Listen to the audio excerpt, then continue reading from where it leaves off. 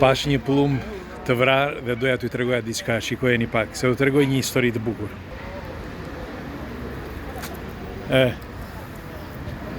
Ishte ai që u ngrit. Unë teksa jam me qenushin tim, toj! Do t'ju tregoj një histori që më ka ndodhur para pak kohësh. Isha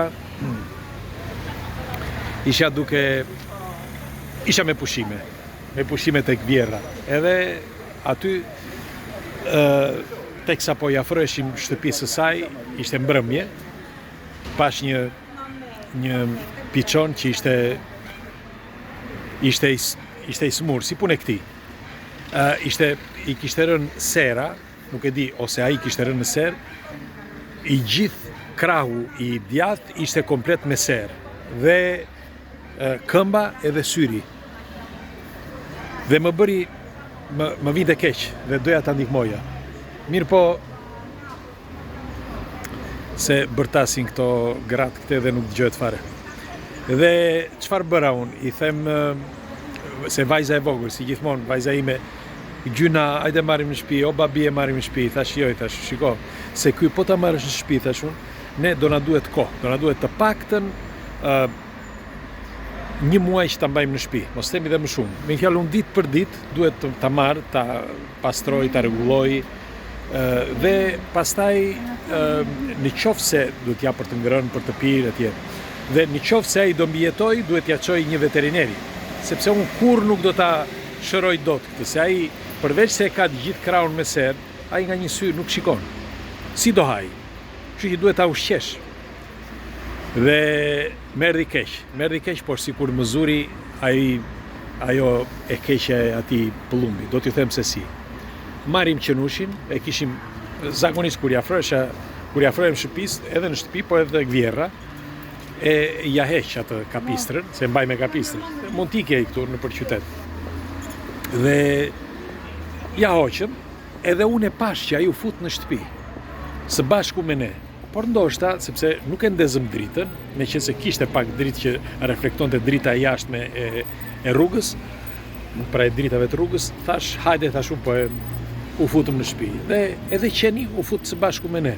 Dhe si duket, ndoshta, pikërisht sepse ishte shumë errësirë, qeni si duket kishte dalë sërish jashtë, ne nuk e kishim parë. Dhe çfarë ndodhi? Futemi në shtëpi, askush nuk e menduam se qeni shkoi dhe për të fjetur, se ka atë shtëpizën e tij që ne spostojmë gjithmonë atë shtëpizën e tij, dhe menduam që ishte futur aty. Shkuam e fjetëm gjumë. Dhe kur ditën tjetër ngrihemi, kërkojmë qenin, nuk ishte qeni. Futëm në për dollape, dil për jashtë, shikojmë brenda, pam se mos ishte hedhur nga balkoni, asgjë. E humbëm qenin. Dhe unë mendoja, s'ka më shans, thash, që të na japi kush. Sepse, për shembull, për qytetet e mëdha, nëse i gjej një qen, nuk ta jep kush, është vështirë që ta jep kush. Mire, unë mbaj mend që në zonën tonë këtu, para disa muajsh, i iku qeni njërit me një flasë, duke në park, duke e shëtitur qeni, i iku qeni nga as 2 minuta nga i vend ku ishte, dhe i fshkëllinte, nuk e kërkon dhe nuk e gjeti më. Dhe qeni madh. Merre mend një qen të vogël, pastaj si është ky imi që është i qetë, nuk bën zhurmë. Dhe ja dhe të mirë sepse i mban dhe brenda shtëpisë, është shumë e thjeshtë për ti madh, nuk janë si ata të mëdhenj që ti mund të kesh probleme të mëdha. Dhe si përfundim, e mbajtëm në zine, gjithë zonën aty, sepse tham, iku qeni. Mirë po, dikush nga fshati kishte gjetur qenin dhe falë Zoti që i njifte Vjerrën, njifte këta, dhe nuk ishte e dinte që i kujt ishte qeni, por u shpërnda zëri dhe than, a është i kujt është ky qeni dhe a është juaj apo jo, thoshin nëpër lagje. Si përfundim e gjetëm qenushin. Mirë po, e gjetëm dhe ishte ora një 10:30. Mirë po, deri në orën 10:30, që kur u ngritëm në orën 7 e ca, deri në orën 10:30, ne çfarë t'ju them? nuk na zinte vendi.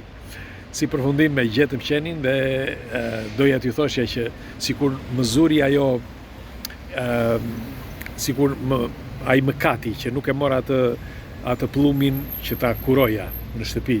Në fakt, që kur sapo gjeta qenin, shkova, thash po ta gjej, thash pllumin, do ta marr, thash, do ta pastroj, ta rregulloj, do bëj ç'është e mund, do jap për të ngrënë etj, duke do shikoj, thash, si do shkoj, edhe pse ishte tepër e vështirë.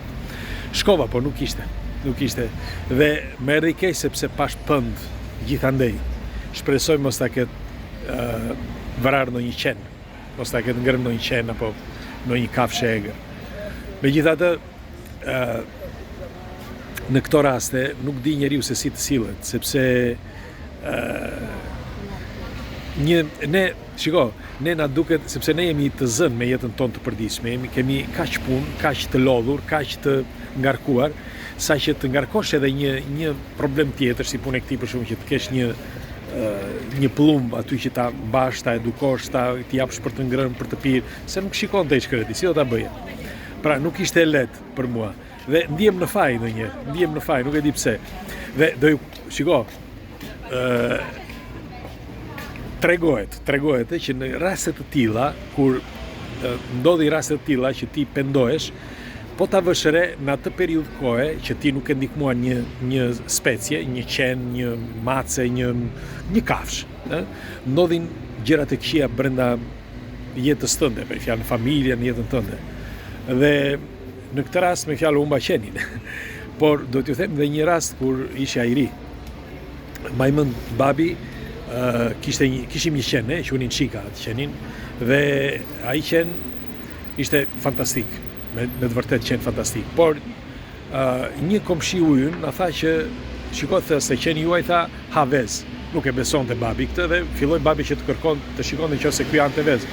Shikoj mjeshtri Çika nuk hante në kotecin ton, por shkonte dhe hante te koteci tjetrit. Ishte qen i zgjuar, sinqerisht. Do ju them se sa qen i zgjuar, sepse ishte border collie, një nga qenë, mos themi qeni më i zgjuar që ekziston.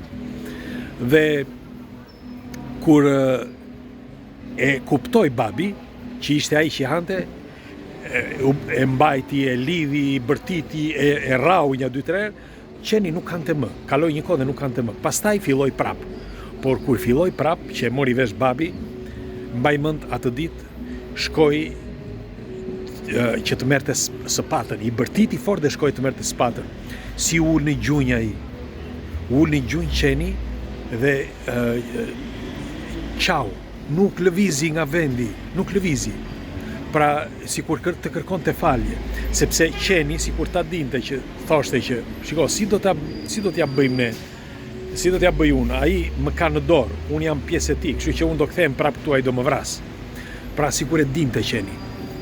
Dhe si përfundim kur erdhi babi që nuk e la nëna ime, por kur erdhi babi aty, qeni filloi bëri dhe ujtë e holli shkreti aty. Më ka mbetur në kujtes, por gjithë ato probleme që kanë ndodhur pastaj në familje, që nuk dua t'ju them, probleme familjare, por sikur të zë mëkati i këtyre. Pra i kafshëve dhe i shpendëve. Nuk e di, nëse juve ju kanë ndodhur gjëra të tilla, unë më ka mbetur në kujtes dhe ky është një fakt, se kanë dinë dhe këta të familjes, por doja t'ju pyesja juve. Edhe teksa nxora qenushin tani që për të bërë ujë, më kujtua ai piçoni, me fjalë, kur shkuam tek Vjerra dhe doja t'ju tregoja këtë histori. Ndoshta është një rastësi, nuk e di, por doja t'ju pyesja juve. Ju që keni kafshë, gjëja pa njëra, keni kafshë në shtëpi dhe nëse ju kanë ndodhur gjëra të tilla, po apo jo, mund të jetë një rastësi apo është vërtet që mund të kapi mëkati këtyre gjërave. E përsëris edhe një herë, duket si një ogurzi, si një problem që gjoja nuk është problem, por unë doja t'ju pyesja juve. Pres komentet tuaja se duke diskutuar së bashku ndoshta kuptoj dhe unë se unë mësoj nga ju mësoni nga unë, ne mësoj nga të gjithë. Kështu që kalofshi bukur, ditë të mbar, ju përqafoj.